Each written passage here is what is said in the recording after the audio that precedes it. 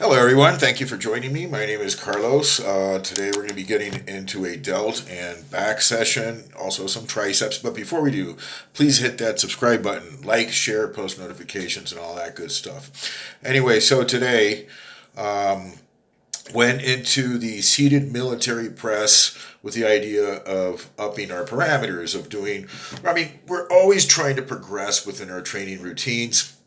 Sometimes we'll be doing like PRs, which are absolute all time our best lifts. Those are very rare, few and far between.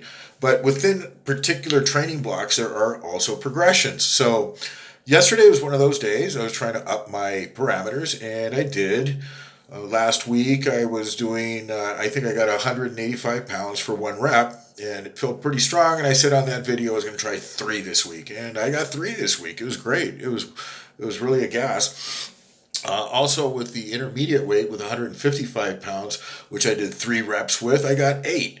So the whole thing it was moving forward, and I got a little bit over excited and tried to do a 90 kilo seated military, and it didn't go off as I planned. I grabbed the bar a little bit too narrow, and I did feel that as soon as I was bringing it down, it was just like too close, like this, and so I couldn't pull it off. And I didn't take a rest break or, nothing. I just moved the hands out and tried to go for another rep and bombed that one also. So that will be for another time. I'll try the 90 kilo. But, the other lifts were great. The other was the back off set with 135, just one plate. I got 16 reps last time. And this time I just got 15. Oh boy. But still, 15 reps puts in the volume, puts in, it's a good hypertrophy set. And so I was very satisfied with that. Then went to the back rows. I was thinking of doing a hardcore, back routine. And I just got one exercise in. I just did the back rows. It was mostly just delts yesterday. So I did intersperse that one back row. Did two sets with two plates, no warm-ups, just slam on two plates and two sets of 10.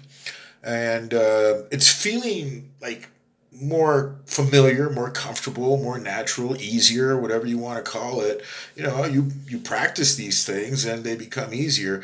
That's the other thing. I don't really like to pyramid up all the time. I think it's such a waste of time. Really, like just one plate and a half, one plate and three quarters, then two plates. It's like, do away with those three first reps. You're already warmed up. Just put on the two plates. For God's sakes, come on, you're already warm. Nothing's going to happen.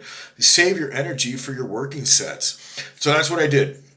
Got two sets. They were great. Got, just enough. And then continued with the delt routine. Now, I'm doing the one-arm iso lateral, which is pretty old school. You see like the old strongman in the circus doing these lifts. And I think it's one of those strongman lifts also, but they do like 300-pound dumbbells. Last few sessions I've been doing 50 pounds because I'm just starting to do these again. And so today I went up to 55 pounds, and I was really excited about, this tiny progression, from 50 to 55, but hey, and I did the same amount of reps and sets as last time, but with a little bit more weight. And it's starting to feel easier. Like I feel like I'm engaging the muscle. It's like I get a connection there where I'm just working the muscle a lot better. So I'm really looking forward to a protracted season of doing one arm shoulder presses. I think they're like one of the best exercises. If you ever seen like Olympic shot put guys, they train those type of lifts quite intensely, and they have incredible delt development. So yeah, that was also a great exercise. The other was the side laterals. So I did a set with 30 pounds, did like 20, 22 reps, a staggered set, which means that you do as many as you can, and then you pause for a few seconds, and then you do more, then you pause, and then you do until you can't move your arms anymore, basically. And that with that one set, that should be enough. And then from there, moved on to some triceps moves. Now on the triceps, unfortunately, I grabbed a seat that was not properly anchored, and I'd been thinking about this for the last few days that I want to put one plate on again and do the seated triceps extension, and I did, but the seat was like ready to roll back, so it was like I only got three reps. It was very disconcerting, so I couldn't really do I couldn't get my strength into it. So that wasn't too much fun. So I ended up just doing the flat bench, and by then my strength was kind of gone. I only got like 4 reps. But, it's been a while since I put on, any weight on the triceps. It's usually like 50, 60 pound barbells and stuff, just trying to pump. But getting that bug again. I mean, I want to, increase my poundages again as my weight is dropping because again, I'm hovering between 179 and 181. This is my lowest body weight I've ever been, in my adult life, basically. But I'm feeling really strong. So I want to get into my diet, and I'll show you my charts, my Excel charts, and we can get into that. Where I keep my log, and as you can see here, I reached my peak weight somewhere around 13th of June, which was right after my pec tear. I was hovering around 205 pounds there for a few days, 206 pounds, and then I was trying to continue the bulk, and at 204, I missed a meal. And the next day, I dropped down to 200 pounds. So that's when I said, I'm not fighting this thing anymore. It was just too difficult to try to continue to gain weight, especially missing a meal and dropping 4 pounds. Come on, give me a break. I mean, that would crush anybody's motivation, right? So I started the diet, and thank God I did. I was starting to get a bit chubby, and you can see here the dates and how it just fairly steady drop, 200, 198, hovering, then a quick drop to 195, 194. And this 197 here is the average for those days. So I averaged out, what is it, like a week, right? Averaged weight 197 pounds, total drop 6 pounds net. Next month, started out 1st of July, at 194 pounds, and you can see we're kind of hovering at that weight, and then we go into some drops down to 191 all of a sudden, and then you rebound a little bit, and then it's generally down to 191 most of the time, and then another drop, 189, and now here we're making progress, 187, 186, and we finished with the average for that month, 190 pounds, with a net drop of 7.6 pounds. And then came August, started out at 186 pounds and stayed there for the better part of 10 days at the exact same weight. That's because I wasn't weighing myself, so I kind of guessed it. I was traveling. And it was pretty accurate. When I finally was able to weigh myself, I was at 185.8. So, you do what you can with these statistics, and it was fairly accurate. Then from there, started to go down again, but hovering, basically you stay at a weight for a while, 185, 186 again, and then boom, 184, 182. So here, this was my lowest weight I had achieved in my previous diets last year. I was pretty excited about this because I still had 2 months left to go on the diet. And then from here, basically been stagnating for the next month. But as we can see, bottomed out here is an average of 184 pounds with a net drop for that month of 6 pounds. Now we're into the month of September, our present month. And here continued the drop. Started at 180. These purples are the lowest weights that I've recorded, which is 179.74. And been hovering around that weight, rebounded to 183. I made some annotations here. Almost lost it with extreme hunger, craving bread and bocadillos, which is like a sweet that they have here in Colombia, after cardio and low carb day. Almost lost my mind that day. I won't forget it. I was intense suffering. Very, very hungry. So I went high carb.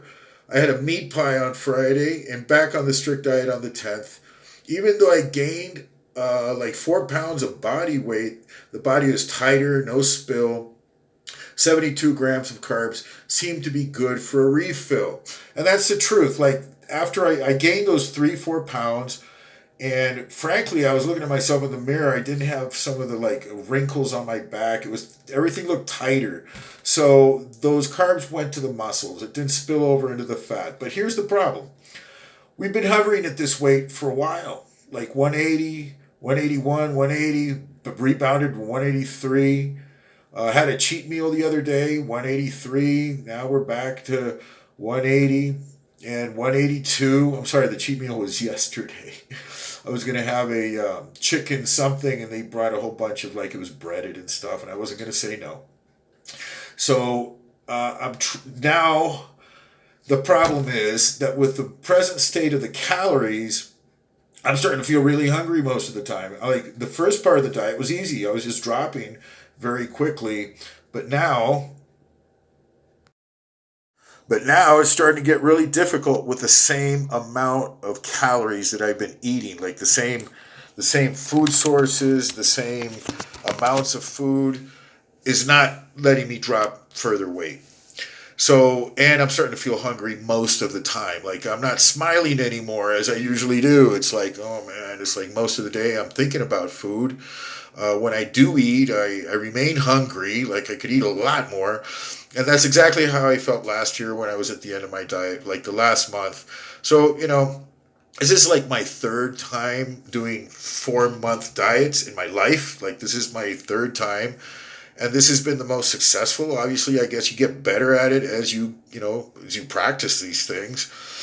But my goal is to drop another 2 to 3% body fat. So I had a body fat test on the 29th of August, and I was tested at 10.3.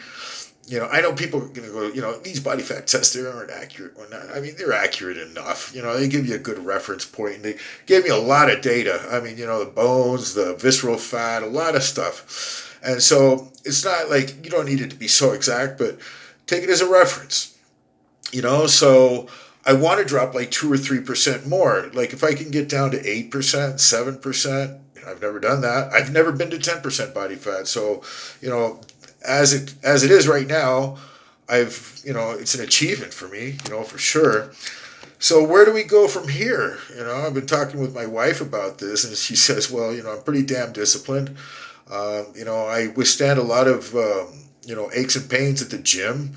I have torn several muscles. I've gone through nothing serious, but I can endure a lot of training fatigue and a lot of stuff. And she says, endure some hunger, just go for it. 3 more weeks of this, if I don't do any cheats at all, I'm sure that I could reach the goal. Now, the thing is, I've been trying to include cardio, like in the afternoons. I'll train in the morning and then I'll go in the afternoon and do cardio. And for me, it's just too much. I mean, it really is. It's now that is, for me, that's a hardship. Like after a few days of that, I'm feeling like shit. Like, I guess that's the way you should feel if you're trying to go down to, minimum body fat, I'm sure. But, I guess there's certain, levels of discomfort that I'm not willing to put myself through. And doing cardio every day is not what I'm going to do. So I try to do it as often as I can. Like in the last, I did 2 straight hour sessions the last few days. But those were non-lifting days. So I guess on the days that I don't lift, I'll do my cardio. It helps for sure. Now, any notes on the diet per se? Still doing a lot of protein for breakfast. Like, I'll stay keto for breakfast. Not totally keto. I've been doing like 28 net grams of carbs in the morning, which is not much, considering I'm eating like 110 grams of protein. And for those people that say, oh, you can only absorb 30 grams of protein, bullshit. Lies. It's not true. Everything you eat, you absorb. I mean, who comes up with these fallacies?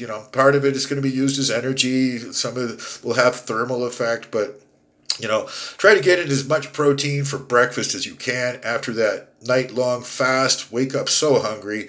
So I'm having myself like 280, 300 grams of sauteed garlic chicken and 4 whole eggs and an arepa, which is like a thick tortilla. It has 28 carbs. No fat, nothing. And then I go train. After that, I'll go and do my lifting. And then my next meal, which is about 5 hours later, we'll have carbs. Like I'll have carbs for the rest of the day, but I'm measuring out my rice, which is probably my only carb source. And I don't really count green beans as carbs. Goodness, I mean, if you had to rely on green beans for carbs, And so the rice, to be generous, sometimes I'll go up to 150 grams cooked. Most of the time, it's 100 grams for the 2 of the 4 meals that I eat in the day. So going forward, you know, I'm going to continue with this regime, but just not cheat at all. Like, there are days where I'll have a little bit of cheese. I'll have maybe a glass of milk or a glass of yogurt, things like that. And, those are not, it's not like 100% strict. Those are, kind of off the diet a little bit. But I was doing that and dropping weight. But at this stage, I guess I just can't do that. The other thing is that the trainer in my body fat testing of the whole thing says I'm holding a lot of water, like more than I should be holding. So I cook with a lot of salt. I use salt in everything.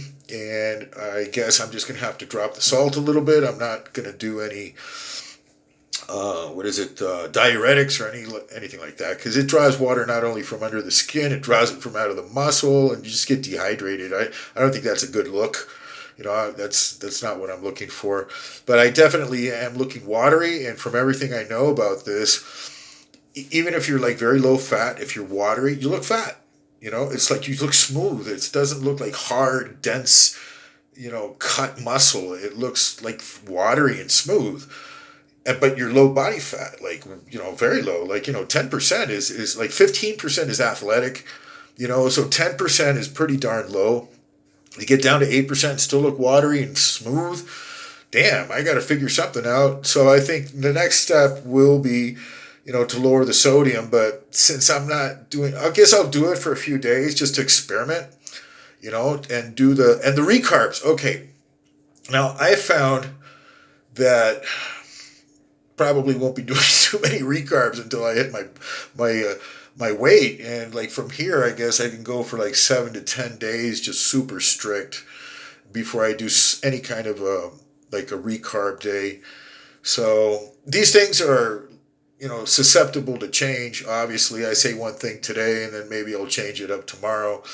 But I need to see these charts continue to drop, because I'm reaching the end of my 16 weeks, and I certainly don't want to prolong it after that, and this is an opportunity. Like, this is the time when you set out on a course to do like a diet, it's not going to be never ending. It's, it has a certain period of time. So it's best to be very diligent and use that time wisely, so you can make the best of it. Instead of reaching 8%, I could stay at 10, and that wouldn't be the goal. Like, just really try to hit my numbers. So I'm gonna really hunker down and just bite the bullet and try to just power through those hunger spells, I guess. What else can I do if I'm going to try to reach my goal, if I'm reaching my goal? The other thing with the cardio, yeah, it's ridiculous. Doing training in the morning, then cardio in the afternoon, and then suffering through hunger. I got a life, and I'm not willing to suffer that much.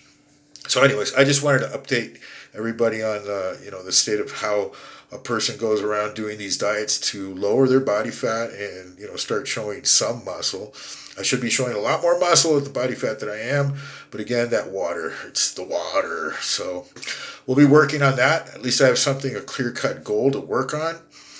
And so that's the diet.